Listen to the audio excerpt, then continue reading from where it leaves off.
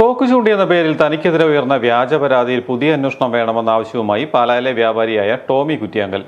സംഭവമുണ്ടായി എന്ന് പറയപ്പെടുന്നതിന് 4 ദിവസത്തിനു ശേഷമാണ് പരാതി കൊടുത്തിരിക്കുന്നത്. പ്രാഥമിക അന്വേഷണം നടത്താതെ കേസെടുത്തതിന് പിന്നിൽ ഗൂഢാലോചനയുണ്ട്. Pala DYSP K Sadan, SHO ആയിരുന്ന ജോബിൻ ആന്റണി, SA കെ ദിലീപ് കുമാർ തുടങ്ങിയവർ തനിക്കെതിരായ ഗൂഢാലോചനയിൽ പങ്കാളികളാണെന്നും ഇവരെ സസ്പെൻഡ് ചെയ്ത് അന്വേഷണം നടത്തണമെന്നും ടോമി ആവശ്യപ്പെട്ടു.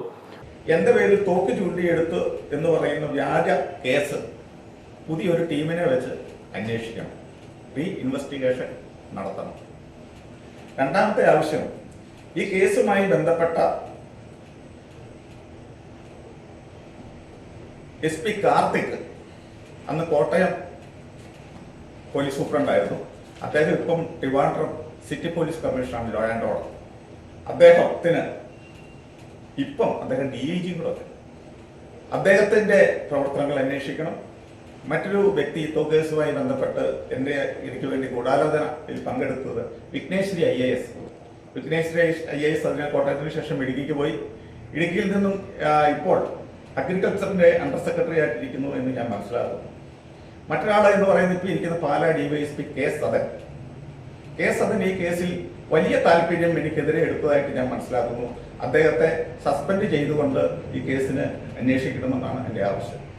മറ്റൊരാളെന്ന് പറയുന്നത് അന്നത്തെ SHO, പാലാ SHO ആയിരുന്ന ജോബിൻ ആന്റണി ഇപ്പൊ ഇടുക്കിയിൽ വിജിലൻസ് യൂണിറ്റിൽ ഇരിക്കുന്നുവെന്ന് പറയുന്നു. അദ്ദേഹവും വല്ലാത്ത സ്വാധീനങ്ങൾക്ക് വഴങ്ങിയിട്ടുണ്ട്.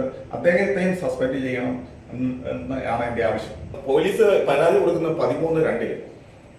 അപ്പോൾ പല പോലീസ് സ്റ്റേഷനും ഈ സ്പൈസ് വാലികൾക്കും തമ്മിൽ 2 കിലോമീറ്റർ മാത്രമേ ദൂരമുള്ളൂ. അപ്പൊ ഒരു കേസിന്റെ ഒരു പരാതി കൊടുക്കാൻ 4 ദിവസം കഴിഞ്ഞ് കൊടുത്തു എന്ന് പറയുമ്പോൾ തന്നെ എന്റെ തോക്ക് ലൈസൻസ് റദ്ദ് ചെയ്യാനുള്ള ഒരു ഗൂഢാലോചന നടന്നു എന്നുള്ളത് ഉറപ്പല്ലേ? നമുക്കറിയാം, ഒരു ക്രൈം നടന്നാൽ എന്താണ് പോലീസ് ആദ്യം ചെയ്യേണ്ടത്? ഒരു ക്രൈം നടന്നാൽ പോലീസ് ചെയ്യേണ്ടത് ആദ്യം എന്താണ്? ഫസ്റ്റ് ഇൻഫർമേഷൻ റിപ്പോർട്ട് അന്വേഷിക്കുന്നു. അതിനെക്കുറിച്ച് അന്വേഷിച്ചതിന് ശേഷം അല്ലേ മറ്റു നടപടികളോട്ട് പോകുന്നത്. ഈ കേസ് ഇവർ അന്വേഷണമാണ് നടത്തിയത്. അന്വേഷണം നടത്താതെ തന്നെ കസേരയിൽ ഇരുന്ന് തോക്ക് ചൂണ്ടി എന്ന് വിശ്വസിച്ച് എന്റെ പേരിൽ ഇവർ കേസെടുത്തിട്ടുണ്ടെങ്കിൽ അതിന് പിന്നിൽ പാലായിലെ ചില മുതലാളിമാരുടെ ഗൂഢാലോചനയാണ്. അതിന് ചൂട്ടുപിടിച്ച കൂടെ പോലീസ് ഉദ്യോഗസ്ഥന്മാരെ ഞാൻ നിയമത്തിൽ കൊണ്ടുവന്നിടം വരെ, അവസാന ശ്വാസം വരെ ഇതിനെതിരെ ഞാൻ പോരാടുമെന്ന് നിങ്ങളെ ഓർപ്പിക്കുക. രണ്ടാമത് FIR രജിസ്റ്റർ ചെയ്തതിനു ശേഷം SI ദിലീപ് കുമാർ കാണിച്ചത് 107 എന്നെ പ്രതിയാക്കി ആഡിയോ കോടതി നോട്ടീസ് കൊടുത്തു.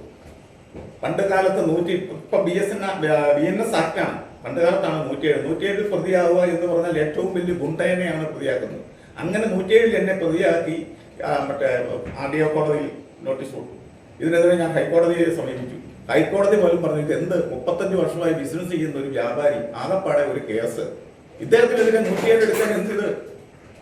വളരെ ശക്തമായ രീതിയിൽ അതിനെതിരെ കോടതി ആ നടപടികൾ സ്റ്റേ ചെയ്തു. കോട്ടയം SP ആയിരുന്ന കാർത്തിക്, കളക്ടറായിരുന്ന വിഘ്നേശ്വരി എന്നിവരെ കുറിച്ച് കേന്ദ്ര ആഭ്യന്തര മന്ത്രാലയം അന്വേഷണം നടത്തണം. Pala Lions Club of Pala spice വാലിയിലെ ചിലരുടെ അധോലോക ബന്ധങ്ങളും അന്വേഷിക്കണമെന്നും ടോമി കുറ്റിയാങ്കൽ വാർത്താ സമ്മേളനത്തിൽ ആവശ്യപ്പെട്ടു.